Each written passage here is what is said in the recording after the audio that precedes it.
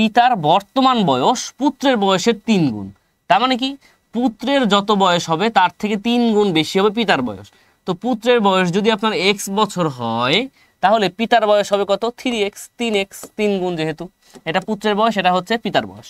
এর মানটা কিন্তু আপনাকে বের করতে হবে, কারণ এখানে আপনাকে বলেছে যে পিতা ও পুত্রের বর্তমান বয়স কত, তার মানে আপনি x এর মান বের করলেই হয়ে যাবে। এবার দেখেন 5 বছর পূর্বে বলেছে, 5 বছর পূর্বে কি ছিল? 5 বছর পূর্বে একটু এখন খেয়াল করেন, আপনি পুত্র, আর এটা আপনার বয়স হচ্ছে x বছর, আর আপনার বাবার বয়স হচ্ছে 3x বছর। তাহলে বর্তমানে যদি আপনার বয়স x বছর হয়, তাহলে 5 বছর পূর্বে আপনার বয়সটা কত ছিল? এখন বর্তমান বয়স আপনার x বছর, তাহলে এখন খেয়াল করেন, বর্তমান বয়স যদি x বছর হয়, তাহলে 5 বছর পূর্বে ছিল x - 5 বছর। পিতার বর্তমান বয়স হচ্ছে 3x বছর, তাহলে 5 বছর ছিল কত? 3x - 5 বছর ছিল। এখন এটা হচ্ছে পুত্রের বয়স, আর এটা হচ্ছে পিতার বয়স। এই দুই বয়সটা কি সমান হতে পারবে? দুই বয়সটা কিন্তু সমান হবে না। কি হবে?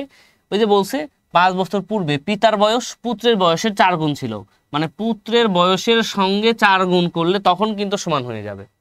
এই যে 3x - 5 সমান কত? এখানে 4x - 20।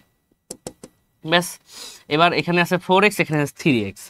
ওকে, তো এই 3xটাকে উপরে পার করে নিয়ে যাব, তাহলে কত হবে? 4x - 3x, হ্যাঁ, 4x - 3x।